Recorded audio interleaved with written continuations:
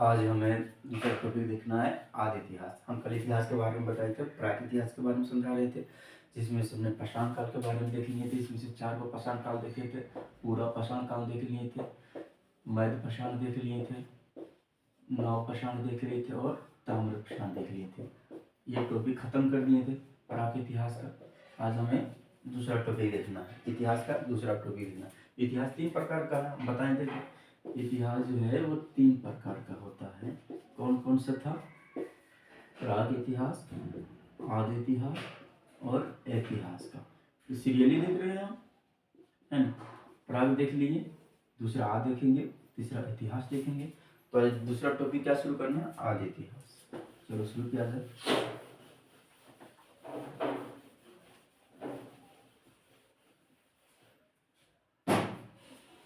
आदि इतिहास, पूर्व हिस्ट्री।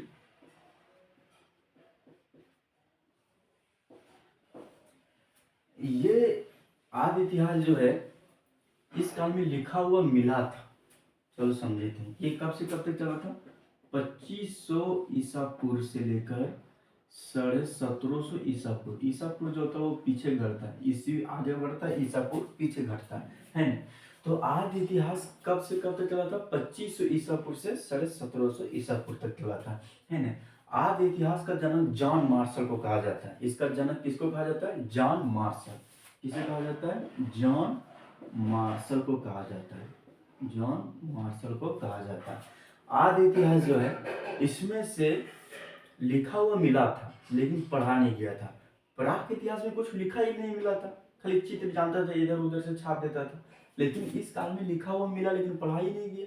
पता नहीं कौन चीज ऐसे लिख दिया, ऐसे ऐसे कौन चीज लिख दिया था, समझ में नहीं आया। जब इतिहासकार जब पढ़ा तो पता नहीं चला कौन चीज लिख दिया था। लिखा था वो सब लेकिन पढ़ा ही नहीं गया था, है ना? तो देखते हैं आदि इतिहास है क्या। आदि इतिहास काल में सिंधु घाटी सभ्यता मिला था। इसमें क्या मिला था? सिंधु घाटी सभ्यता मिला था, जो दुनिया की सबसे पहली शहरी सभ्यता था। जो दुनिया की सबसे पहली शहरी सभ्यता था, सिंधु घाटी सभ्यता। इसे सिंधु सभ्यता भी कहा जाता है, सिंधु घाटी सभ्यता। सिंधु घाटी सभ्यता दुनिया की पहली शहरी सभ्यता था, जो कब तक से मिला था? 2500 ईसा पूर्व। आज से लेकर 2500 ईसा पूर्व। ईसा पूर्व मतलब अगर हम ईसा पूर्व निकाले हैं तो जैसे अभी हम लोग को 2000 ईस्वी चल रहा है और 2500 ईसा पूर्व यानी 2000 से पूर्व, 2000 से पूर्व, क्योंकि एक सदी से 2000 तक अभी यहाँ तक चल गया। उसके बाद ईसा पूर्व देखेंगे तो इससे एक सदी से पूर्व देखना है तो 2500 ये वाला हो गया और 2000 ईस्वी ये वाला हो गया। ये हो गया एडी और ये हो गया बीसी। बीसी तो अगर पूरा टोटल में ईस्वी अगर हमको निकालना मतलब देखिए ना, मतलब अनुमान लगाने कितना हजार साल टोटल में, तो जोड़ दो 005 और 4, 4500 साल। यानी आज से लेंगे तो 4500 वर्ष पूर्व। अगर ईस्वी एक ईस्वी से लेंगे तो 2500 ईसा पूर्व से, है ना? तो आगे देखते हैं 2500 ईसा पूर्व समझो। सिंधु घाटी सभ्यता दुनिया की पहली शहरी सभ्यता था। इसमें क्या था? यह सभ्यता में लिखा हुआ मिला था लेकिन पढ़ा नहीं गया था, जब इतिहास का पढ़ा था, है ना?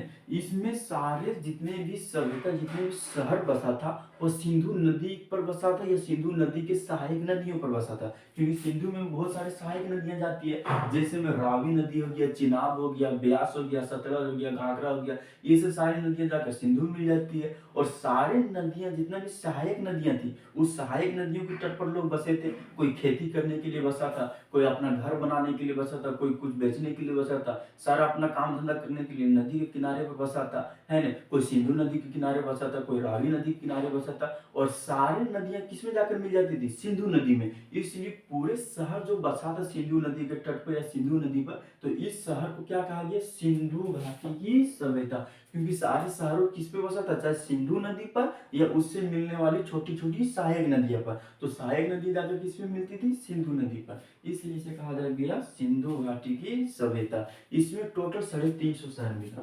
कितने शहर मिला? 350 शहर मिला। सिंधु सभ्यता में कुल कितना शहर मिला? 350 शहर मिला, जिसमें से 200 तो हमारे गुजरात में मिल गया। जिसमें से 200 शहर कहाँ मिल गया? गुजरात में मिल गया। 150 इधर उधर ले गया पाकिस्तान, है ना?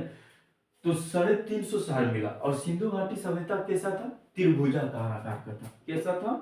त्रिभुजा। त्रिभुज कैसा होता है? त्रिभुज के जैसा था, है इस तरह से त्रिभुजाकार था। सिंधु घाटी सभ्यता कैसा था, त्रिभुजाकार आकार का था, है ना। सिंधु घाटी सभ्यता जो था, जब सिंधु सभ्यता में कुछ जब देखा गया, जब सिंधु सभ्यता में जब ईंट नजर आ रहा था, क्योंकि सिंधु सभ्यता की खुदाई तो इधर ही किया गया 1921 में, तो जब ईंट नजर आ रहा था सिंधु सभ्यता में, तो ईंट नजर आने के बाद देखा कि अरे यहाँ तो कुछ अजीब चीज नजर आ रहा है, यहाँ तो ढका हुआ था, कुछ ईंट नजर आ रहा है, कुछ होगा यहाँ, है ना। जब सिंधु सभ्यता को जब खोदा गया, धीरे धीरे हथौड़ी से खोदा गया, छेनी तेनी से खोदा गया, तो खोदते खोदते वहां देखा गया कि एक पूरी शहर नजर आ गई।